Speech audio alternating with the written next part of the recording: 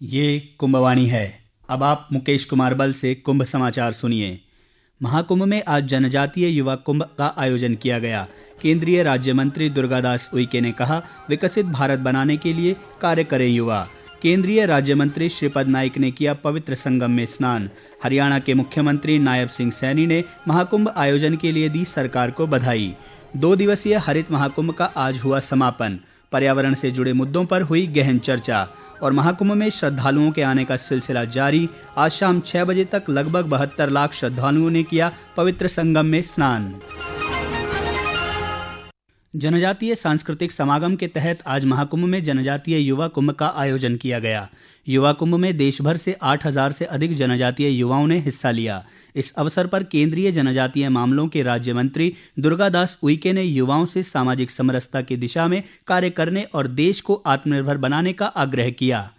सामाजिक समरसता और राष्ट्र की एकता अखंडता के लिए हमको सामूहिक रूप से अपने राष्ट्र को विकसित राष्ट्र बनाने की दिशा में हमको सामूहिक रूप से प्रयत्न करने की आवश्यकता है। हमारे संवाददाता ने बताया है कि कार्यक्रम के दौरान विभिन्न राज्यों के 25 युवाओं को सम्मानित किया गया, जिन्होंने आदिवासी समुदाय के लिए उत्कृष्ट कार्य किया है।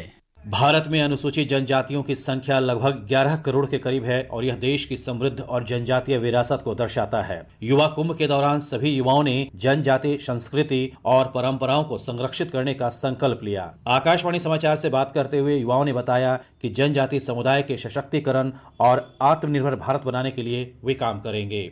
मैं जितेंद्र कुमार ध्रुव, बिलासपुर छत्तीसगढ़ से। मैं गोंड जनजाति से हूँ। हम जो है छत्तीसगढ़ से 1000 जनजाति युवक युवतियों को जो है इस कार्यक्रम में लेकर आए हैं। हम सभी जनजाति समाज के लोग सनातन संस्कृति को बहुत ही हृदय के साथ उसको मजबूती से आगे ले जा रहे हैं। मैं सलीना नेताम छत्तीसगढ़ बस्तर से आई हूँ। यहाँ पर महाकुंभ मेला लगा हुआ है। इसमें हम लोग जनजातीय युवा कुंभ में सम्मिलित हुए हैं। इसमें हम लोगों ने अलग अलग देश से आए हुए संस्कृति को बचाने के लिए और उस संस्कृति के माध्यम से हम अपने देश को किस प्रकार से विकसित देश बना सकते हैं, उसमें हिस्सा लेने के लिए हम लोग आए।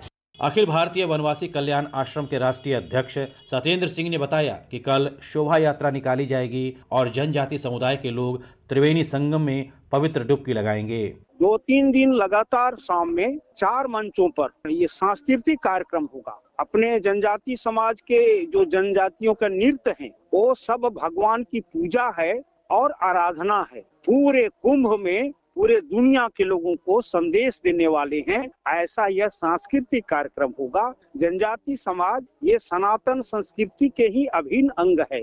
इसके अलावा देश भर के 120 सांस्कृतिक नृत्य दल कल से अपनी पारंपरिक कलाओं का प्रदर्शन करेंगे। दीपेंद्र कुमार, आकाशवाणी समाचार, प्रयागराज। केंद्रीय राज्य मंत्री श्रीपद नाइक ने आज महाकुंभ में पवित्र स्नान किया।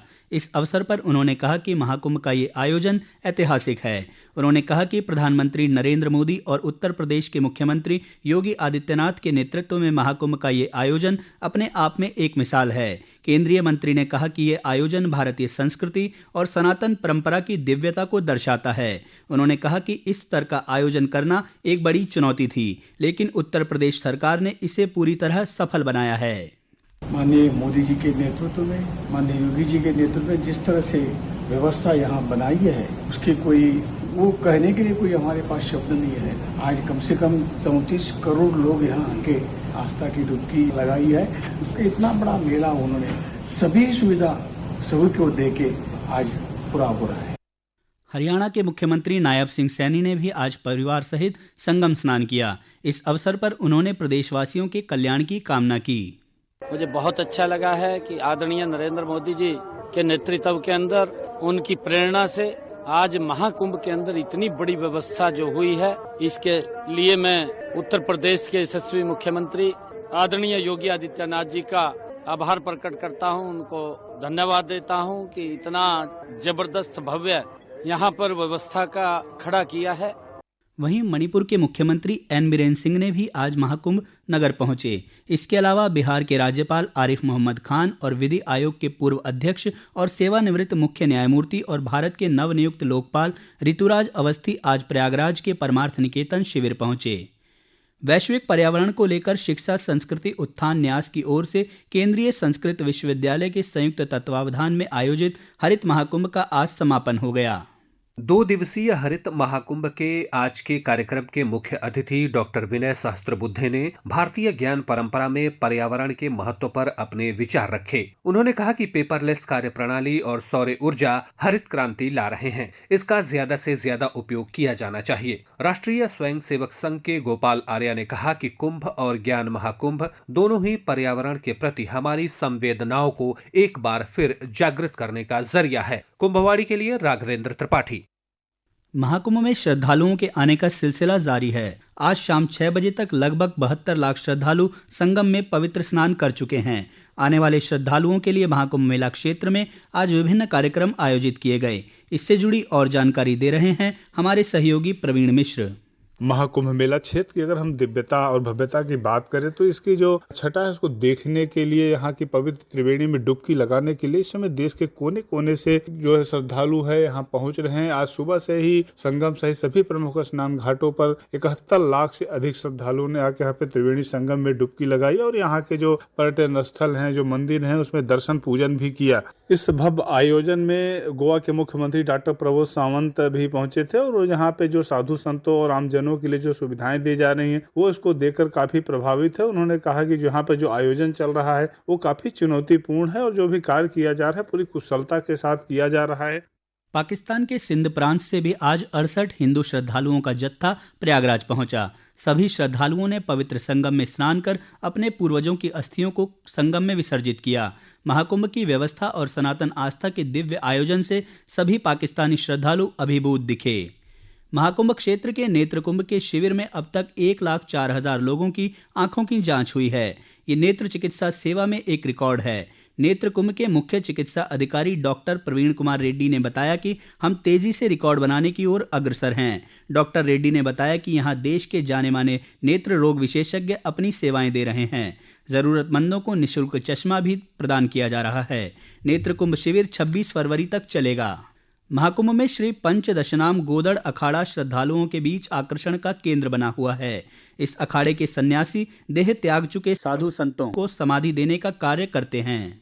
संगम नगरी प्रयागराज में चल रहे महाकुंभ मेले में हर किसी की नजरें साधु संतों और विभिन्न अखाड़ों पर टिकी हुई हैं। इस महाकुंभ में एक ऐसा अनोखा अखाड़ा भी है जिसके सन्यासियों का प्रमुख कार्य देह त्याग चुके संतों को समाधि दिलाना है। यह अखाड़ा है श्री पंचदशनाम गोदड़ अखाड़ा, जो अपनी विशिष्ट परंपरा के लिए जाना जाता है। इस अखाड़े की स्थापना ब्रह्मापुरी महाराज ने की थी और यह शैव संप्रदाय के 7 अखाड़ों में से एक है। गोदड़ अखाड़े के सन्यासी विशेष रूप से शैव संप्रदाय के देह त्याग चुके संतों को समाधि दिलाते हैं। इस अखाड़े में आने वाले साधु मुख्य रूप से दान से जुड़े हुए होते हैं। महाकुंभ में सबसे अधिक विदेशी भक्त भी गोदड़ अखाड़े से जुड़े हुए हैं, जिनमें रूस और जापान से आए उच्च शिक्षित युवा भी शामिल हैं। गोदड़ अखाड़े के प्रमुख सत्यानंद गिरी के अनुसार यह अखाड़ा एक अनूठी परंपरा का पालन करता है, जो शैव संप्रदाय के मृतक साधुओं को अंतिम संस्कार और समाधि देने के कार्य में भागीदार होता है। उनका कहना था कि उन्होंने कई वर्षों से चली आ रही इस परंपरा को जीवित रखा है। महाकुंभ के दौरान यह अखाड़ा अमृत स्नान में भाग नहीं लेता है। इसके बाद शिष्यों को शिक्षा देने के बाद अपने स्थान पर लौट जाता है। इस अखाड़े का योगदान न केवल धार्मिक दृष्टि से महत्वपूर्ण है, बल्कि